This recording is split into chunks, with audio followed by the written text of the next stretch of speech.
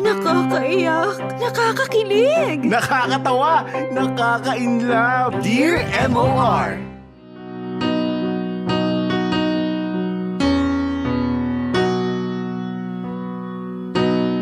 Dear MOR, una sa lahat, isang magandang tanghali muna sa inyo, Popoy at Asmin. Isa ako sa mga avid listeners na walang sawang nakikinig sa inyo. Kahit nasa pasada man ako o naghihintay ng pasahero, nasa MOR pa rin talaga ang radyo ko. At halos araw-araw akong nakikinig. Naengganyo na rin akong magpadala rin ng sulat at nagbabakasakali na mapili rin din nyo ang kwento ko. Ordinaryo man ang love story na ibabahagi ko, pero ito naman ang pinakamagandang nangyari sa buhay ko. Popoy at Asmin, ako nga pala si Miguel, 27 years old at nagtatrabaho bilang isang tricycle driver. Simple lang akong lalaki, hindi mayaman pero hindi rin naman naghihirap. Yung bang tama lang. Sa edad kong ito, wala pa akong nagiging asawa at mas lalong wala pa rin akong anak. Paano naman kasi nakalaan na sa ibang babae ang puso ko? Sa isang babaeng kahit kailan ay hindi magiging akin. At siya ay si Grace. Isang kasambahay. Nakilala ko lang siya dahil kainuman namin ng boyfriend niyang si Wendell na isang construction worker naman. Nakikita ko si Grace kapag napapadaan ako sa bahay na pinagtatrabahuhan niya. Kaya minsan kapag may pasahero ako ay nihiling ko na sana sa loob ng subdivision magpapahatid para makakadaan ako kina Grace. Popoy at Asmin, sa mga ganoong simpleng galawan ay naging magkaibigan na kami. Nakilala ko ang buong pagkatao ni Grace at hindi ko naiwasan ang mapamahal na nga sa kanya.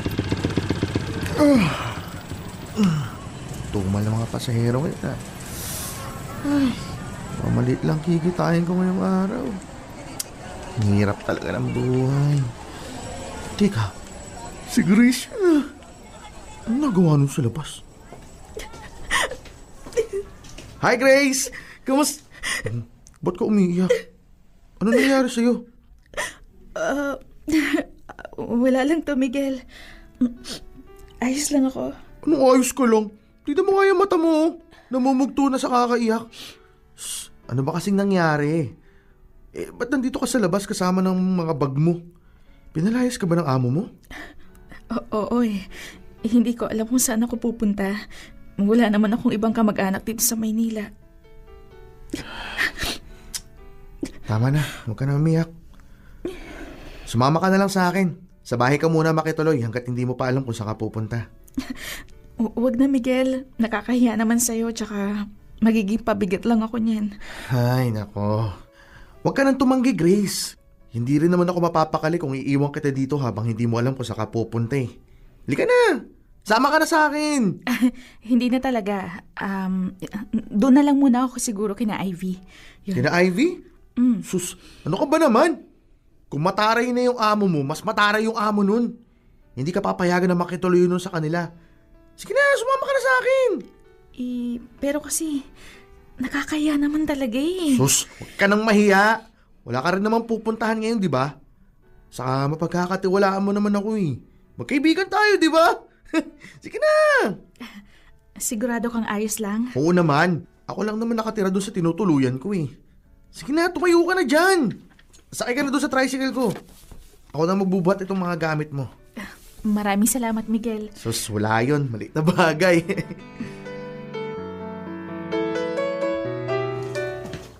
Ayos na yung higaan. Wala nang mga daga at ipis. Pinalitan ko na yung kubrekama saka yung higaan mo. Bago rin yung kumot sa kapundan ng unan. Pwede ka na magpahinga. Sandali. Kung doon ako matutulog sa kama, saan ka naman? Di dito sa sahig. Ayun oh, lawak ng pwesto ko ron oh. Pwede akong magpagulong-gulong. Naku, dito na lang ako sa sahig. Ayos lang naman ako dito eh. Ikaw ang may-ari nitong lugar tapos sa sala ka lang matutulog. Sige na, dito na lang ako. Shh, tingin mo naman papayag ako. Siyempre hindi. Mas magiging komportable ka sa kama. Huwag ka na tumanggi ha. Sayang yung ginawa kong pag-ayos dun kung di mo rin tutulugan. Sige na nga. Pero salamat, Miguel, ah. Wow, nakakailang pasalamat ka na sa akin ha. Saka nakakailang sagot na rin ako ng ayos lang. Oo nga pala, hindi mo pa pala nakukwento kung ano nangyari sa'yo. Ba't ka pala pinaalis ng amo mo? Ano kasi, basta. Bakit nga? Huwag ka na mahiya magsabi sa akin, ayos lang yun. Sige na, sabihin mo na. Medyo nagtataka lang ako kasi sipag-sipag mo naman. Magaling ka sa trabaho mo. Tapos malalaman kong bigla ka pinaalis. Ay, sige na nga. Sasabihin ko na, total naman. Ang laki nang naitulong mo sa akin eh. Ayun, nalaman ng amo ko na nabuntis ako. Teka, what? Buntis ka? Kailan pa? Nitong linggo ko lang nalaman eh. 2 buwan na kasi akong hindi dinadatnan. Akala ko nga, delayed lang ako ng sobra eh. O di kaya may problema na sa akin. Kaso, parang parati akong pagod kaya ayun, pagkasweldo ko, bumili ako ng pregnancy test. Tinulungan pa nga ako ni Ivy eh. Doon ko nalaman na buntis ako. Ayun, nagpa-check up ako agad. 3 buwan na pala akong buntis. O anong sabi ni Wendell? Ayun, hindi pa niya daw kayang maging isang ama. Hindi raw niya ako kayang panindigan. Tapos, nung napansin ng amo ko yung mga pagbabago sa akin, tinanong niya ako kung buntis ba raw ako. Naisip ko kasi na baka maintindihan ako ng amo ko kapag nagsabi ako ng totoo eh. Pero hindi pala. Kaya ayun, pinalayas niya ako. Ay, ba't naman gano'n ang ginawa ni Wendell? Anak niyo yan, di ba? Siya ang tatay ng dinadala mo tapos tatalikuran ka lang niya ng gano'n? Ay. Sabi pa nga niya sa akin, baka naman daw hindi siya yung ama ng dinadala ko. Eh alam naman niya, siya lang naman yung naging boyfriend ko, kaya paano naman mangyayari yun, di ba? Hindi ko na talaga alam yung gagawin ko, Miguel eh. Alam mo, litong-lito na talaga ako. Bakit kaya hindi ka nalang umuwi sa inyo? Ayoko. Magagalit sa akin yung tatay ko. Baka itakwil pa ako nun. Nandito ako para magtrabaho, hindi para magpabuntis. Tapos wala pa akong may papakilalang asawa. Mas lalo silang magagalit sa akin yan. Hindi ako pwedeng umuwi sa amin, natatakot na ako. Ayoko na talaga. Sige na, tama na. Huwag ka na umiyak. Ganito na lang, ha? Dito ka na muna sa akin hanggang kailan mo gusto. Nakakahiya naman sa'yo. Gusto kitang tulungan, Grace. At kung sa ganung bagay ako makakatulong sa'yo, sige, gagawin ko. Huwag ka lang maging malungkot ng ganyan. Basta ako munang bahala sa'yo ngayon. Popoy at Asmin, tinotoo ko ang sinabi ko kay Grace na ako na ang bahala sa kanya. Hinayaan ko siyang makitira sa tinutuluyan ko. Ni piso ay hindi ko siya pinagbabayad. Sinabi ko sa sarili ko na baka pwedeng sa pamamagitan nito ay maiparamdam ko kay Grace ang pagmamahal ko. Yung maisip niya na hindi siya nag-iisa dahil kasama at karamay niya ako. Ayan, tapos na ako maghain ng agahan. Grace! Halika na rito, kakain na tayo ng agahan. Pasensya na. Naku, tinanghali ako ng gising. Ikaw tuloy nagluto ngayon. Sus, wala yun, no? Ay, oo nga pala. Ayos lang ba sa'yo kung pritong galunggong ang ulam natin ngayon? Di ba kapag buntis, medyo maselan daw sa pagkain? Ayos lang yan. Yung ibang buntis, oo. Pero sa akin, wala namang problema eh. Paborito ko nga yan eh. Okay ka lang ba? Bakit parang masama pakiramdam mo? Teka, nilalagnat ka ba? Hindi naman. Ano lang, pakiramdam ko, pagod ako pero hindi naman. Normal lang talaga siguro to sa isang tulad ko na nagbubuntis. Basta sabihin mo lang sa akin kung hindi maganda pakiramdam mo, ha? May malapit na klinik dito. Dadaling kita kaagad doon. Sige, tara, kumain na lang tayo. Baka Sige. nagugutom lang ako. Tara, nagugutom na rin ako. Oo nga pala, may tanong ko lang. May pinaglilihan ka na ba ngayon? Tulad ng santol na walang buto, o di kaya kalamansi na hindi maasim? No? Anong Tinawanan ako. santol na walang buto ka dyan? Imposible naman yun. Tsaka walang kalamansin na hindi maasim, no? Di ba, medyo kakaibang mga gusto ng buntis. Kung minsan pa nga, wala rito sa mundo ang hinahanap nila. Kaya ikaw, anong gusto mo?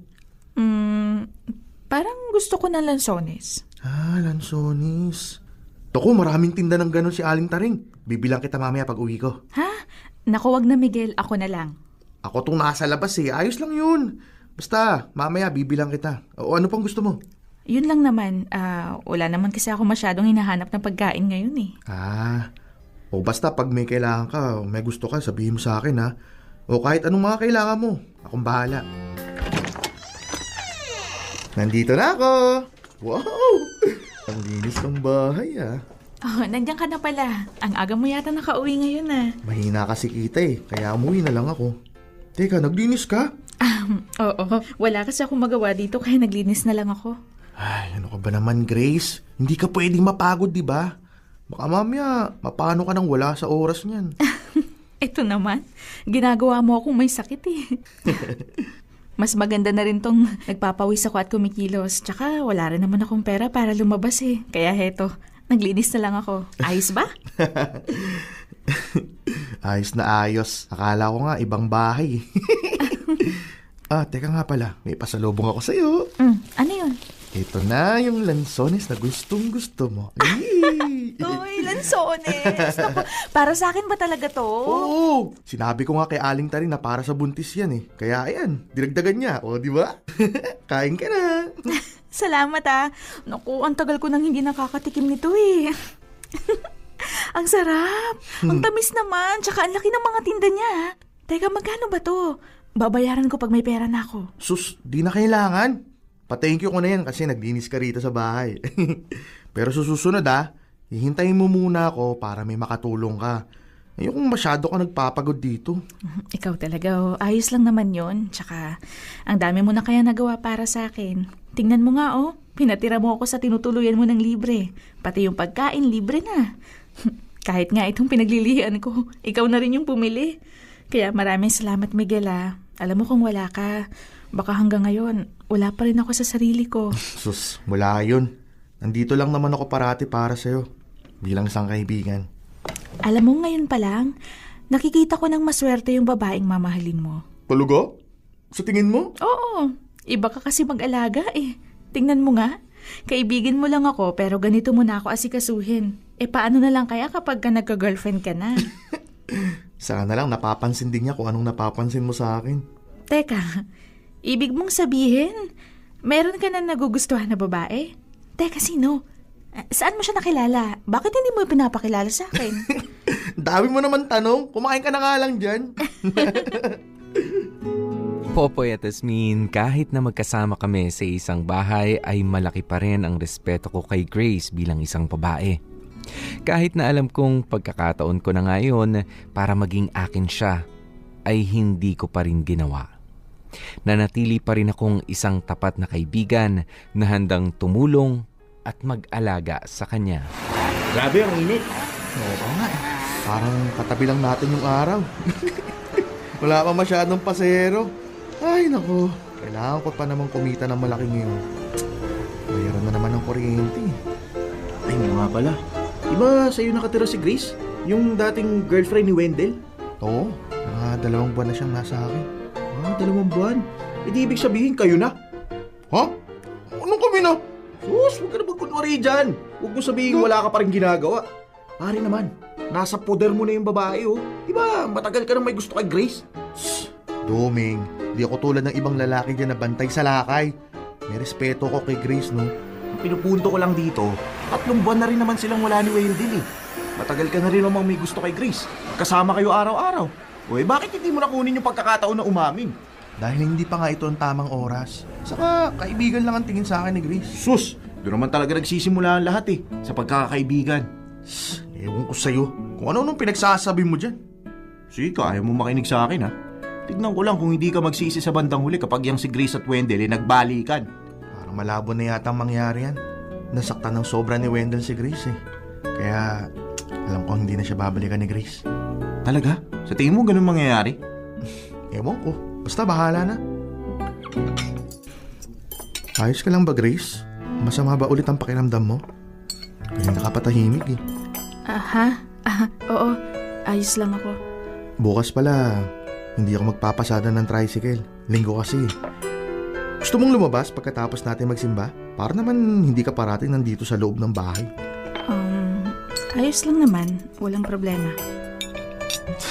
Ayos ka lang ba talaga? Ano ba problema? Wala nga. Gusto ko lang manahimik ngayon. Sige, ikaw bahala.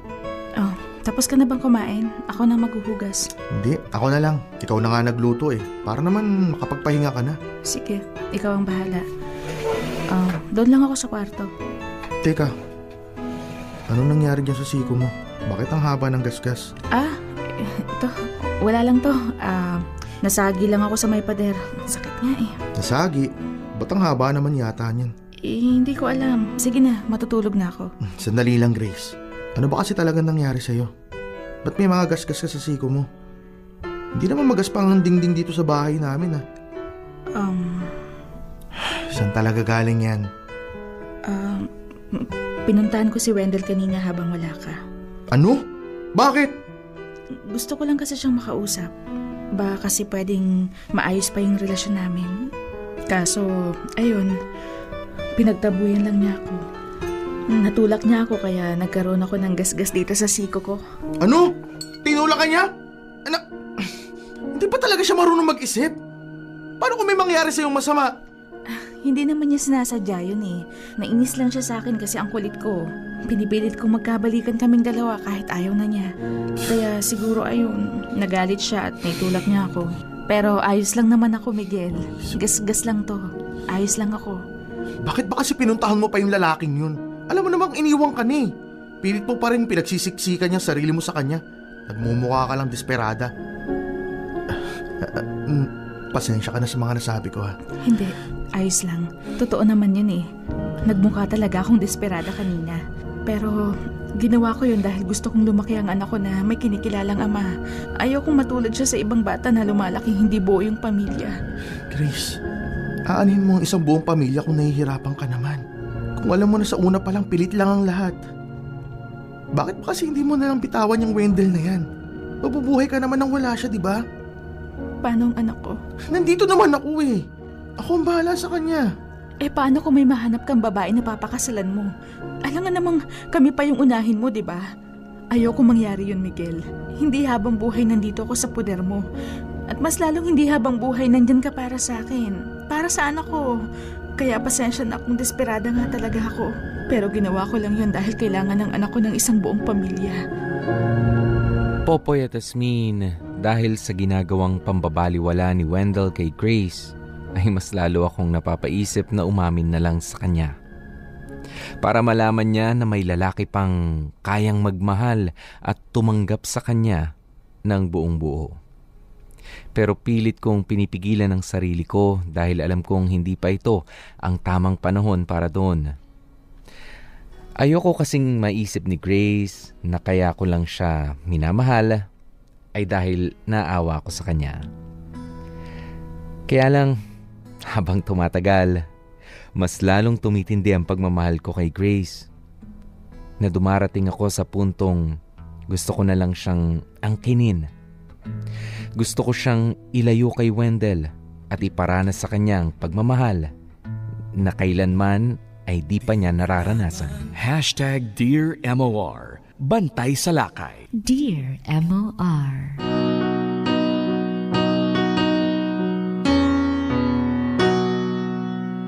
Popoy at Asmin, mas lalo kong inalagaan si Grace habang palaki na ng palaki ang tiyan niya sa pagbubuntis. Dahil sa wala naman siyang trabaho, ay ako ang gumagastos sa lahat ng mga pangangailangan niya. Mula sa kuryente, pagkain hanggang sa mga kailangan niya sa kanyang pagbubuntis. Nang dahil sa kanya kasi ay mas lalo akong nagpursige sa pagtatrabaho. Hindi ko yun ginagawa dahil gusto ko nang may kapalit. Inaalagaan ko si Grace dahil mahal ko siya. Dahil ang gusto ko sa pamamagitan ng mga ginagawa ko ay maintindihan niya na may isang taong pwede pang magmahal sa kanya ng totoo. Magugustuhan kaya ni Grace tong dala ko? Pero sabi niya kanina umaga, naghahanap daw siya ng manggang hilaw na may bagoong. Bahala na nga. Nandito na ako! Tahimik ng bahay ah. Grace? Asan kaya yun? Baka nasa kwarto lang, nagpapahinga. Grace! Nagpapahinga ka ba? Masama na naman ba pakiramdam mo? Ano yung ginagawa mo? Uy, ba't ka nag-iimpake? Mabuti naman at nakauwi ka na. Kanina pa kita hinihintay. Anong nangyayari dito? Saan ka pupunta? Nagkausap kami ni Wendell kaninang tanghali. Pumunta siya dito. Ano? Bakit? Inayos na namin ang dapat ayusin. Pasensya na kung hindi ko tinext sa'yo na nandito si Wendell. Ayaw ko kasing istorbohin ka sa trabaho mo eh. Teka. Ano bang pinag-usapan yung dalawa? Babalik na ako kay Wendell, Miguel. Ano sinabi mo? Babalik ka sa kanya? Bakit? Dahil yun ang dapat. May anak kaming dalawa. Kaya kung ano man yung dapat naming ayusin, mas maganda kung ngayon na namin gagawin yun. Ibig mo sabihin babalikan mo lang siya para sa anak mo? Akala ko ba naintindihan mo na yung mga sinabi ko noon? Na hindi kailangan ng anak mo ng isang kumpletong pamilya kung meron siyang tatay na katulad ng Wendell na yun. Pero mahal ko pa rin kasi siya. Hindi naman basta-basta mawawala yun eh. Kaya pumayag ako makipagbalikan sa kanya dahil nangako siya magbabago na siya. Na mas bibigyan niya na ako ng importansya ngayon. At naniwala ka naman! Ilang beses ka ba dapat masaktan at maloko ng lalaking yun para matauhan ka? Teka nga. Ba't ka ba nagagalit? Ayaw mo ba noon mawawala na ako sa poder mo? Wala ka ng responsibilidad ngayon? Makakaluwag-luwag ka na. Hindi naman ako nagre-reklamo ah. Ako pa nga ang pumilit sa'yo na dito ka muna sa akin, di ba? Grace, hindi mo kailangan si Wendell. Sasaktan ka lang niya. Nangako na siya sa akin. Ang sabi niya, natauhan na raw siya ngayon. At hindi na niya uulitin yung ginawa niyang pag-iwan sa akin noon. Talaga? Ngayon pa kung kailan nakita niyang maayos na lahat? Kasi nalito siya. Nagulat. Kaya nasabi niyang hindi pa niya ako kayang panindigan. Ano ba naman, Miguel? Intindihin mo naman ang gusto ko. Kasi kahit anong sabihin mo, hindi kita maintindihan eh. Hindi ko alam kung bakit kailangan mo pang bumalik sa kanya. Ayos ka naman sa poder ko, di ba? Naaalagaan naman kita. Mas marami pa nga ako nagawa para sa'yo kaysa kay Wendell, di ba? At nagpapasalamat ako sa lahat-lahat ng ginawa mo para sa akin. Hindi ko nga alam kung paano ako makakabawi sa'yo eh. Gusto mong makabawi? Pues wag mo nang balikan yung lalaking yun. Teka nga, ano ba talagang problema mo, Miguel? Ba't mo ba ako pinipigilan sa gusto kong gawin sa buhay ko? Kaibigan kita, di ba? Kaya nga, kaibigan kita kaya ganito ko kung protektahan ka. At sinasabi ko sa'yo na magsisisi ka lang kapag ginawa mo yan. Paano ko naman malalaman kung hindi ko susubukan ulit? Paano ako makakasiguro na nagbago na nga si Wendell kung hindi ko siya bibigyan ng pagkakataon? Buhay ko to, Miguel. Sa tingin ko, wala ka ng karapatan na diktahan ako sa mga gagawin ko. Oo, malaki yung tulong na naibigay mo sa akin. Pero hindi ibig sabihin nun, parati na lang akong susunod sa'yo. Sige. Gusto mong umalis? Gusto mong bumalik sa kanya? Bahala ka. Gawin mong gusto mong gawin. Miguel naman eh. Hindi, Grace. Ayos lang. Tama ka naman talaga eh. Sino lang ba ako sa buhay mo para pakinggan mo ko? Mahal mo si Wendell at gusto mong balikan siya. Sige, gawin mo yan. Basta ako hindi ako nagkulang ng paalala sa'yo. Intindihin mo naman ako. Alam ko na alam mo na ito yung dapat kong gawin. Diyan ka nagkakamali, Grace. Papasok ka na naman kasi sa isang sitwasyon na sobra kang mahihirapan. Nakalabas ka na dun. Tapos babalik ka ulit. Pero sabi mo nga kanina, alam mong ginagawa mo. Kaya bahala ka na. Gawin mong gusto mong gawin. Popoy at Asmin, sumama ang loob ko kay Grace. Hindi ko kasi alam kung bakit ginusto pa rin niyang bumalik kay Wendell na wala namang ibang ginawa kundi ang saktan lamang siya. Pero sa bandang huli, at dahil sa mahal na mahal ko si Grace, ay nirespeto ko ang desisyon niyang umalis. Hindi ko mas naintindihan na wala na talaga akong pag-asa pa sa puso niya. Lumipas ang ilang linggo ay wala akong naging balita kay Grace. Itinuon ko na lang ang atensyon ko sa trabaho ko, sa pagtatricycle. Kaya lang Popoy at Asmin, hindi ko pa rin siya magawang makalimutan. Gustong gusto ko siyang makita at makausap kahit sandali lang. Gusto ko lang malaman kung okay lang ba siya o kung masaya na ba talaga siya. At dahil doon ay nagpatulong ako sa kaibigan kong si Doming na kuhanin ang address ni na Wendell para magbakasakaling makausap ko naman si Grace. Pare, may good news ako sa'yo. Oh, ano yun? Nakuha ko na yung address kung saan nakatira ngayon sina Wendell at saka si Grace. Talaga? Oo. Saan? Sinulat mo ba? Baka naman tinandaan mo lang. Hinay-hinay lang. Napaghahalataan ka eh. Siyempre sinulat ko ito. Oh. Nakainuman ko kasi yung isa sa mga tropa ni Wendell. Pasimple ako nagtanong. Ang sabi ko, may utang kasi sa akin si Wendell kaya hinahanap ko. Sira ka talaga. Baka mamaya bigla ka nalang sugurin ni Wendell. Sus, di ano. O basta yan ha. Nagawa ko na yung inutos mo. Salamat pare. Salamat. May bayad yan. Kahit soft drinks man lang. Init-init. Oo na. Sige na. Sige. Pero sandali. Sigurado ka pa talaga na tama tong address na binigay sa'yo? Baka naman mali ito ah. Malay ko. Hindi naman kami close ng Wendell na yun eh. Kung mali, di mali. Basta yan binigay sa akin. Sige na nga. Sana makausap ko si Grace. Oy, narinig ko yun ah. Sige, manunukso ka pa ha. Tsaka naman magaling eh. Ito naman. Wala nga ito nagbigay ng daan para makausap mo si Grace eh. O basta, magpainom ka sa kasal niyong dalawa ha. Kusol! Gusto ko lang makausap si Grace. Ikaw kasi. Sinabi ko na sa'yo na dapat pinormahan mo na si Grace para hindi na makawala pa. Una mo pa yung nilirespeto ko siya, magkaibigan lang kami.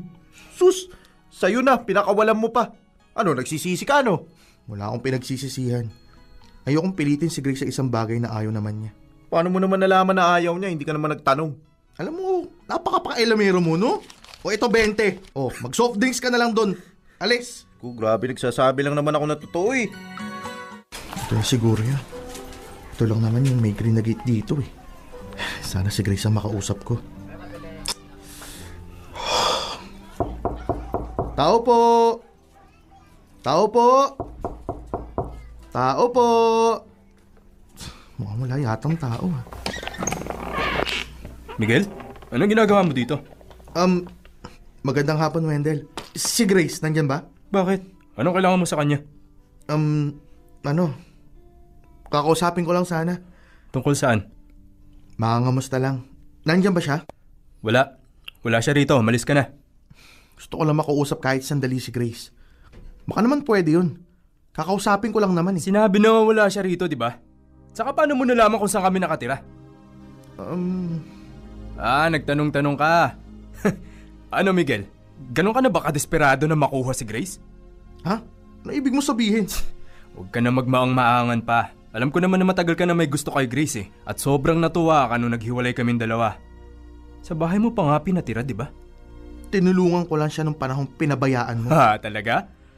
Tulong lang ba talaga yung ginawa mo? O baka naman nagpa-pogi points ka lang kay Grace? Kung ano pa mang taktika yung ginawa mo para makuha mo siya, pasensya ka na. Pero sa bandang huli, talo ka pa rin. Sa akin pa rin bumalik si Grace. At yan naman ang pinakamalaking pagkakamali na ginawa niya. Wala ka nang dapat pakialam doon, di ba? Sino ka lang ba sa buhay niya? Kaibigan? Isang kaibigan na nagmamalasakit. Isang kaibigan na mas maraming naitulong sa kanya. At ngayon pinagmamalaki mo na yon. Oo, kasi ako pumayag akong saluhin yung responsibilidad na dapat ikaw ang gumagawa. Ito ang tatandaan mo, Wendell. Kapag sinaktan mo ulit si Grace, sinasabi ko sa iyo, sasaluhin ko ulit siya. At kahit anong mangyari, hindi ko na siya ibabalik sa iyo. Kaya magpakatino ka na. Popoy at Asmin, hinayaan ko na lang si Wendell at Grace at piniling manahimik na sa isang tabi. Alam ko naman kasi na kung ipaglalaban ko ang pagmamahal ko, ay hindi naman ako ang pipiliin ni Grace. At isa pa, ayoko ng gulo. Ayoko siyang mahirapan ng dahil sa akin. Kaya ngayon, pinilit ko na lang siyang kalimutan. Pero ganun siguro talaga kapag kamahal mo ang isang tao. Para bang ang hirap makalimot. Hindi ko pa rin maiwasan na sana ay dumating ang isang araw na magkita kami ulit ni Grace. Na sana ay magawa niya akong mahalin. Kahit hindi na kasing lalim ng pagmamahal ko para sa kanya. Okay lang. Ang mahalaga sa akin ay ang makasama ko siya araw-araw. Diyan na lang po sa may karinderya, kuya. Ito pong bayad, oh. Salamat. Miss, kayo yung may-ari nitong karinderya? Opo. Kakain po ba kayo? Masarap po yung ulam namin dyan. Talaga? Ano ang pinakamabenta na ulam niyo? Dinuguan po, tsaka nilagang baka. Pili na lang po kayo kung saan kayo upo, Marami pong bakante. Sige, salamat. Ay, makakakain na rin sa wakas. Hindi pa ako nagugutom. Ano kaya yung ulamin ko? Dinuguan na lang siguro? Miss, isang order ng dinuguan at 2 kanin. Tapos, pabili na rin ng soft drinks. Yung malamig Ito, bayad. Sige po. Teka. Ito po sukli, oh. Hatid ko na lang po sa pwesto nyo, Sige, salamat. Ay, nakakapagod ba masada?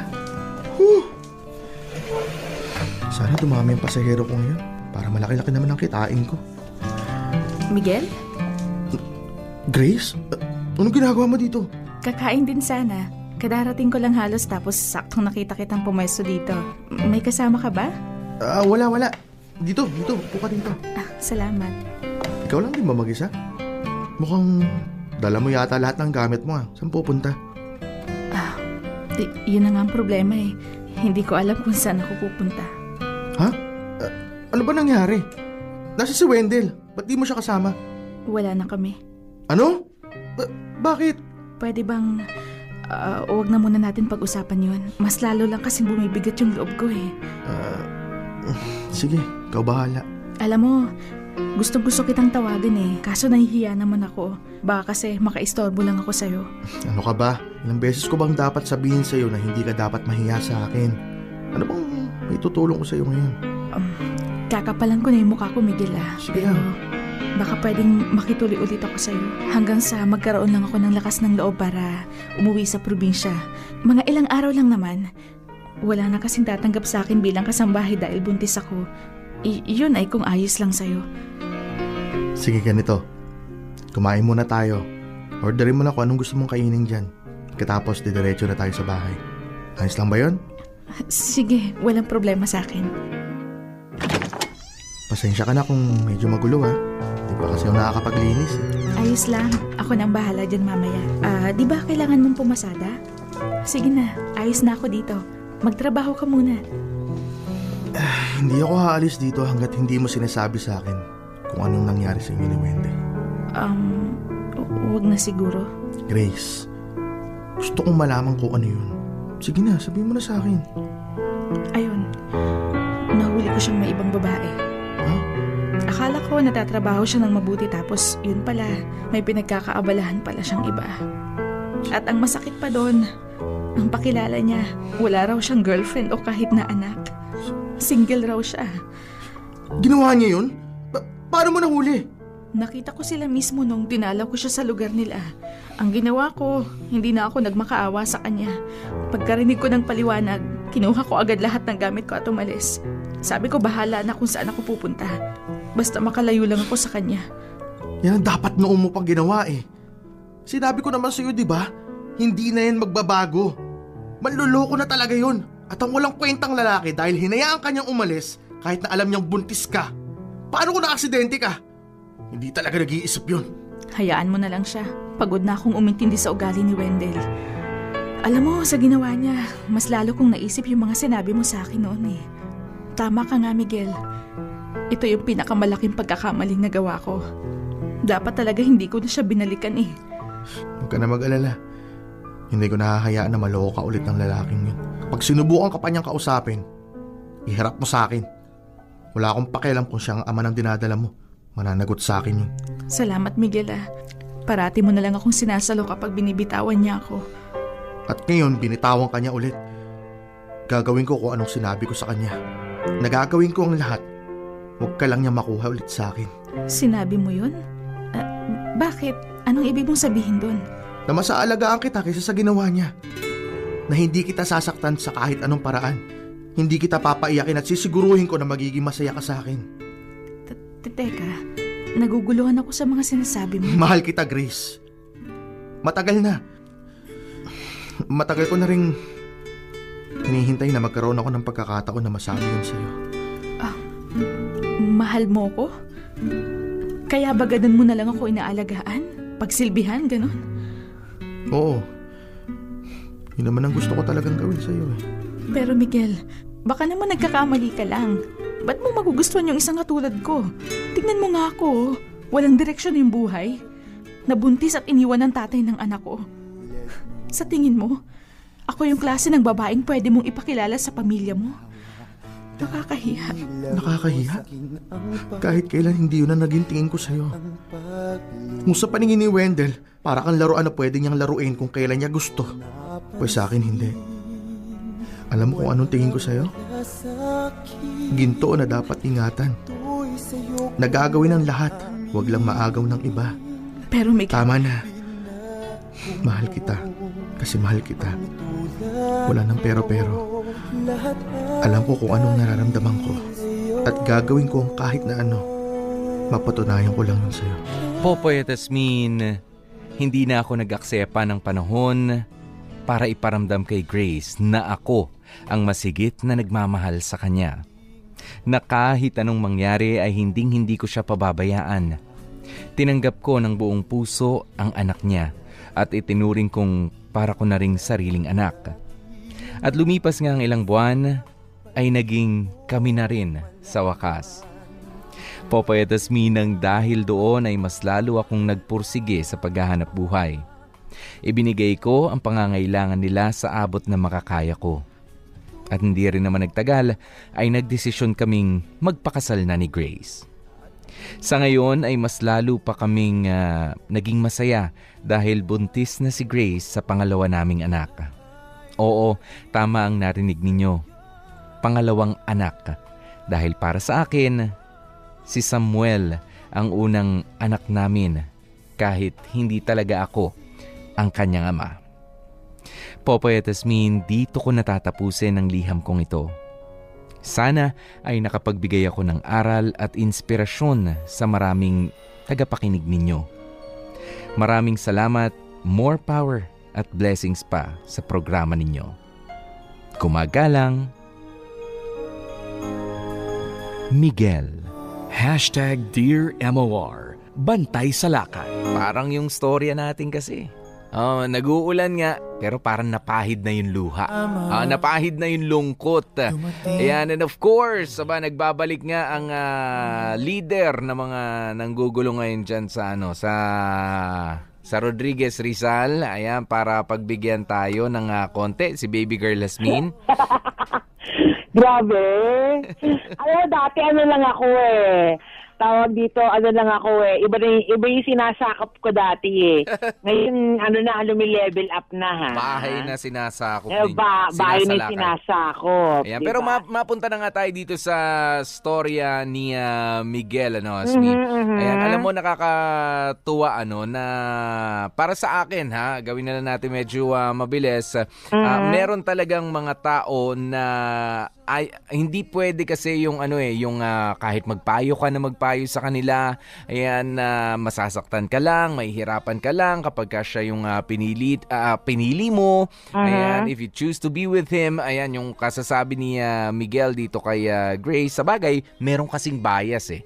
'Di ba? Dahil gusto niya si Grace. Pero para sa akin talaga, kahit sa kaibigan mo lang talaga, pure kaibigan, walang mali siya. Sabihin mo na sabihin, alam mo, wag na dyan, kasi ganito nga, kasi ganyan. Alam nyo, kapag in love ang tao, hindi niya makikita yung mga flaws, hindi niya makikita yung mga pangit na dapat niya nakikita tungkol dun sa minamahal niya. Ang alam lang ng tao kapag nagmamahal siya, ay mahal niya yon. Kaya yun yung pinanggagalingan ng sakit na nararamdaman niya ngayon. Kaya yun yung dahilan kung bakit siya malungkot ngayon, miserable ang buhay. Basta ang alam ng tao nagmamahal, mahal niya yung taong yun. Unless yung experience, yung karanasan na magtuturo sa kanya na hiwalayan mo na itong taong ito. At ganun, para sa akin yung nangyari kay Grace. Noong na-experience niya kay Wendell na wala talagang kwenta tong lalaking to at hindi ako magkakaroon ng magandang kinabukasan, lalo na buong pamilya yung pinapangarap ko. Napakababa nga lang naman pala, buong pamilya mo, pero sira-sira naman. So, saan ang buo doon? Kaya ako, may mga tao talagang ganyan, na kahit anong payo mo, minsan di nakakailanganin. Hayaan mo siya, 'di ba? Pakawalan mo siya at doon siya magbabalik sa iyo. Na nangyari kay Miguel. Correct. Well, actually, ladies and gentlemen, pero alam mo, I totally agree with what you said, Popoy. At ako naman, ito ang masasabi ko na lang, sa mga taong katulad ni Miguel. 'Di ba? Na, ayan nga, ang ginawa lang talaga nakita naman natin that was pure love. That was unconditional love. For you to be able na palayain yung taong mahal mo, para sa akin, that's one sign or pagpapakita talaga na you have a great love for that person. Hindi ka selfish. Diba?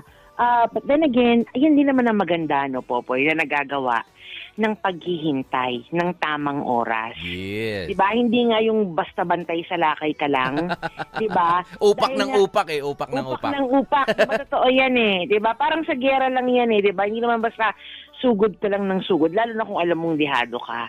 'Di ba? Meron tayong mga taktika na tinatawag, may right timing tayong tinatawag. Parang boxing. Correct. Oo, diba? hindi naman paramihan ng suntok. Correct. Alam mo kung kailan mo papakawalan yung uppercut. Yung killer punch na tinatawag. Correct. Alam mo kung kailan mo siya uuluhin. Bawal yun. Alam mo kung kailan mo siya under the belt. Sa boxing, bawal yung may inuulo, Ay, sa Hasmin. akin, bawal. Pag napikon ako, uuluhin ko talaga yan. Ikaw alam ko, meron kang inuulo. Ay, susuntukin ko talaga agad yung ulo niyan. Pag napikon talaga ako, sharing keme. Sige na, bilisan mo na. Pero, yung oras. Ito lang. Sabi pa nga nito ito nga yung kay Miguel din, sa mga katulad ni Miguel, it only goes to show mga kapamilya, na tayo, we can only love. Sabi nga, pwede nating mahalin yung taong mahal natin. Mahalin nyo hanggat kaya nyo mahalin. Ibigay nyo lahat, pero hindi natin pwedeng angkinin. Sabi nga nila, di ba? And sa mga katulad naman, last na lang, sa mga katulad naman ni Ate Grace, ayan, sa mga kababaihan na nakikinig ngayon, alam nyo, you look for someone who is willing to give you and do everything for you.